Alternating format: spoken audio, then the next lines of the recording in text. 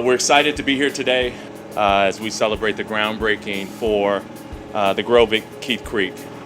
It's been a long time coming to get here. Obviously, lots more work to be done, but we would not have gotten here without collaboration and teamwork.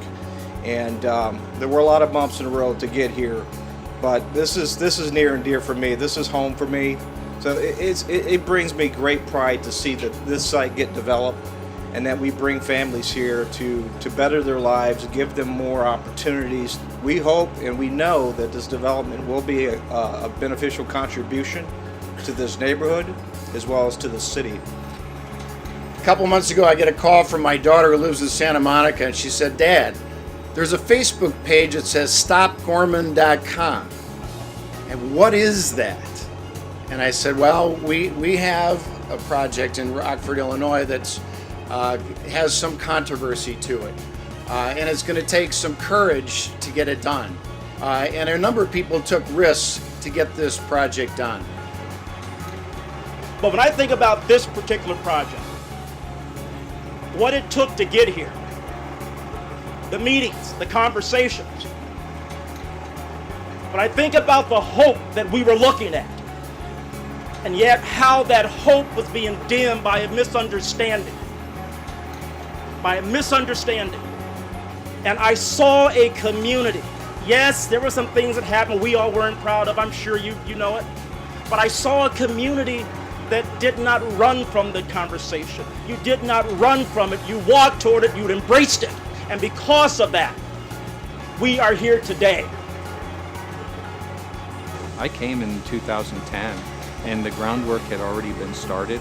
So to think back about time, this is really 6-7 years in the making, and a long relationship that has really stood the test of that time.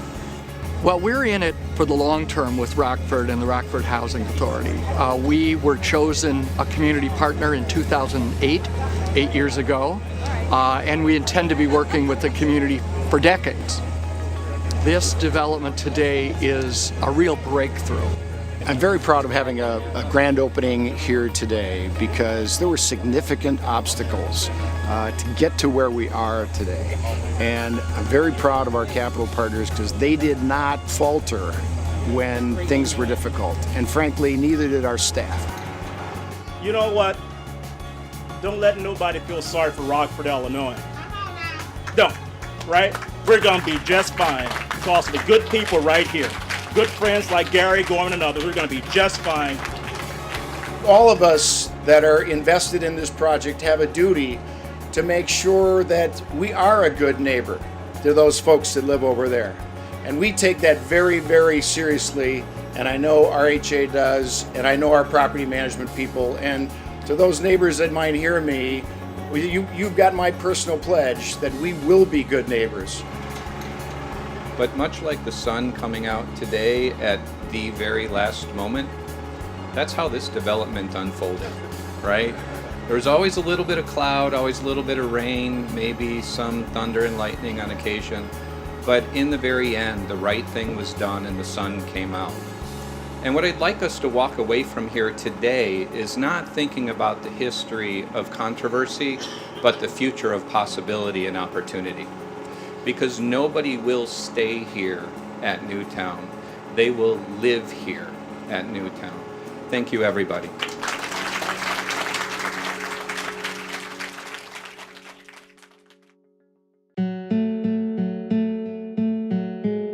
How can you hate me when you don't know me? Not in my backyard for some people tend to mean that we don't want that type of behavior in our backyard. When I saw my neighbors start this petition, he was stopping everybody. He's going to be putting his negative view on this to people. This isn't good. He was so adamant about, getting this petition out there. When they said this meeting was going to be, I thought, oh my God, this is going to be a doozy. I mean, I knew it was going to be troublesome. I quickly realized that there was a a really big disconnect in understanding our company, understanding our purpose, understanding the process. This was a very purposeful and intentional housing from design to construction finish. We're not afraid to be first. We're not afraid to go in and be the first ones to take the heat. I saw that story. I was out of town when the forum happened at Gregory, and I saw in the news the pictures of the people yelling and screaming. And my heart goes out to folks who come out of a place of real anxiety. I went early because I'm hard of hearing and I wanted to sit up front. So I was trapped because I was right up front. When you look back now, well over a year ago, when you think about Gregory School and that meeting, you had some residents who were really unsure of what was happening. Then you had other residents, I think, going under the pretense of, I already know what's happening and I'm against it without hearing about it. Those dynamics into an 85-degree plus day in the middle of July in a gymnasium that doesn't have air conditioning, I think you're in for a difficult meeting. I think it was a perfect storm. The folks who say, well, not in my neighborhood, it's tragic. I was embarrassed to be there. I was embarrassed that I live in that neighborhood. I was embarrassed that people might think I felt the same way as they did. It was heartbreaking. I tear up just thinking about it, and I had some black friends who were there, not sitting with me, but they were back, and they were texting me saying, I need to get out of here. I can't listen to this. They had to sit there and listen to this stuff as if they'd done something wrong by just living, by just being.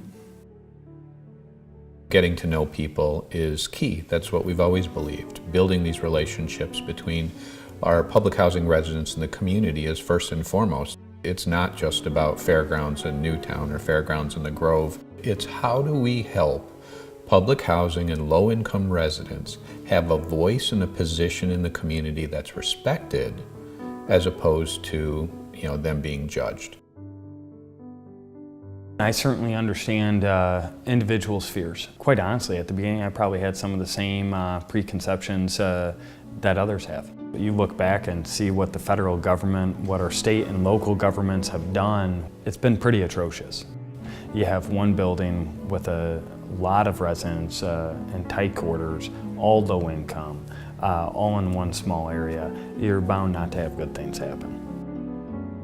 I think people have a picture in their mind of what housing authority property would look like, what affordable housing looks like, and it's set in what they know from the 1960s and the 1970s.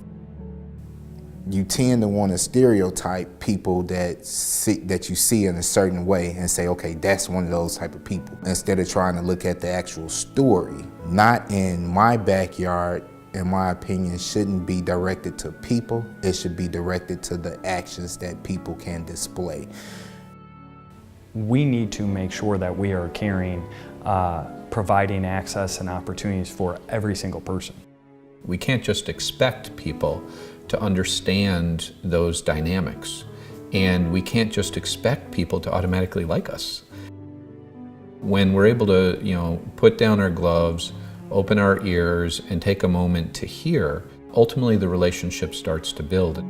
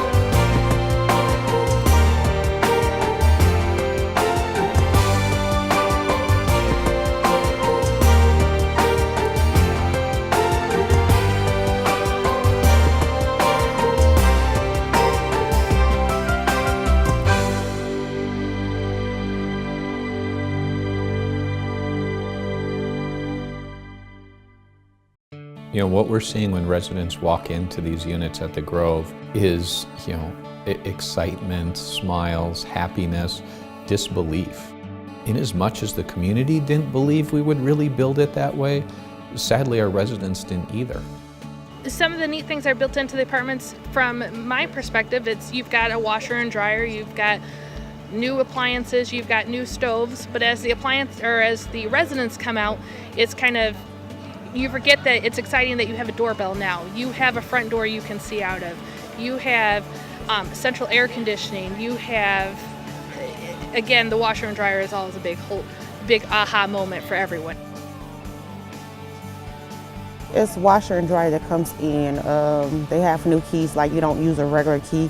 It's basically like a sensor, you just touch with a little round key to get in. Public housing, unfortunately, has this continual denial of the poor quality that's inherent in traditional public housing, and that somehow safe, decent, and affordable was good enough. When you go from a development that is well maintained but poorly designed into a development in a unit that has quality construction that, you know, has the same features and benefits other residents in our community want and have in many cases, your feeling is of excitement, of I'm worthy of this. That's what we wanted our residents to see, and that's what Gorman set out to do and made the promise to deliver as our partner, and they're doing that. They're clearly doing that. They were very welcoming. Like, I heard how bad it was when we met at Gregory School. I didn't go there, but I heard that it was horrible. So I felt like the experience at Heartland was completely different. They welcomed us in. All of the neighbors from the Grove came out and they welcomed me and my baby. I didn't feel like they were looking at us like you shouldn't be here. I felt like they came to try to get to know us. And then afterwards, they even wanted to get numbers and hang out and stuff like that. So I felt like it was completely different, a different experience, one that I really liked. Me and my family live kind of right around the corner, and to hear you say that you can't go outside is really sad, because like our neighborhood, anybody that lives around, like as soon as it hits 55, you know, there's families walking with dogs and everybody. And that's kind of how we get to know each other, so we'll see you around. I just want to congratulate you guys, you know, for moving the project forward, especially with such a, you know, a long year and a half battle of moving forward. It seems that a primary issue, especially within Fairgrounds, is a sense of culture. When I first got in Rockford Housing Authority, I was pregnant and I just needed somewhere to stay for me and my baby. When I first moved in, Mariah was like 6 months and now she's 4. We've been there for a while, but within the past 4 years, I didn't have a job when I first moved in, so they helped me with not being able to pay any rent. I'm at my 50%, so next year I will be at the full max, but I feel like it helped me throughout the years so that I was able to save and build and do things with my daughter that I wasn't able to do before. They're always willing to help you, or they can send you to another person who might be higher up on the chain than they are, and they might be able to help you. It's just you have to come in wanting help. If you come in thinking you know everything, then there's nothing that they can do for you. It means a lot to me, being able to go to work every day and come home and pay my bills and not have to worry about it. And then moving to the Grove, you're moving out of Rockford Housing Authority. So that gives you a chance to be able to build up even more. Another critical component is leadership. And again, this is where the developer comes into play, with Andre Blakely in the case of the Grove, is to set a standard to say we're not going to tolerate antisocial behavior. We're just not going to tolerate. You know, if you want to live in high quality housing at a very affordable rent, you know, you will be a responsible neighbor. And if you're not, we're not going to tolerate that. I feel like Rockford Housing Authority gave us the position to do what we needed to do.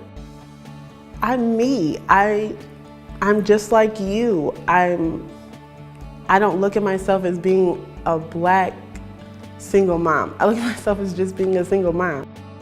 I feel like the Grove has a completely different set of love. It's a love for our community, to bring us all in as one and not look at each other as being different.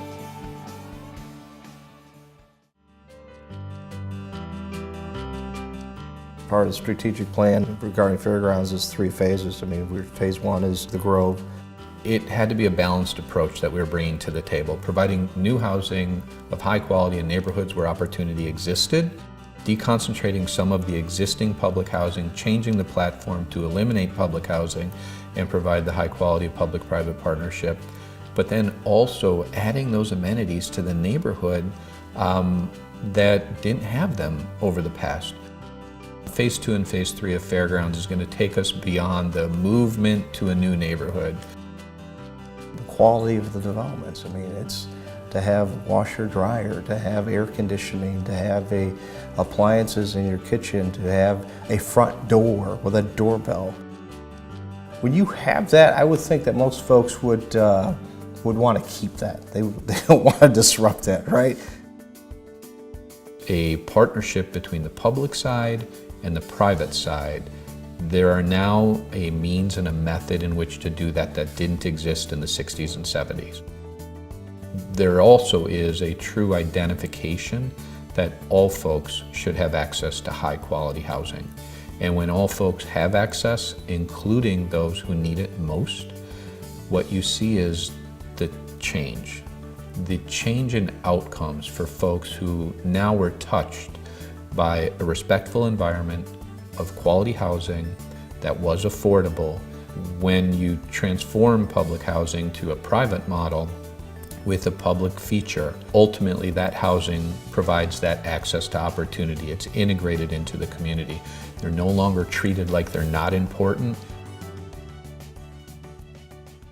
We set out to launch the Grove and do this work of really bringing an end to public housing in Rockford and providing affordable housing that is respectful, that's quality for our community and the folks who live in it. And when you get past the not in my backyard fear, neighbors become neighbors and a community starts to grow and there's no more judgment.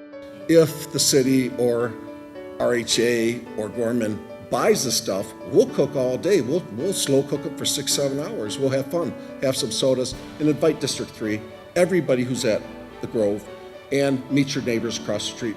There's a lot of intentionality that goes into the design and the location of housing.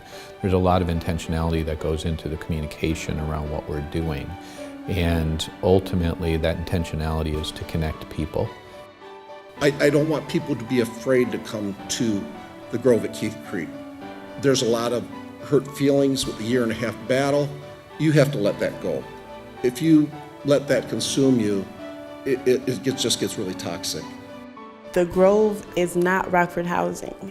It's an opportunity for you to continuously build up and save and get stability in your life, but it's not Rockford housing.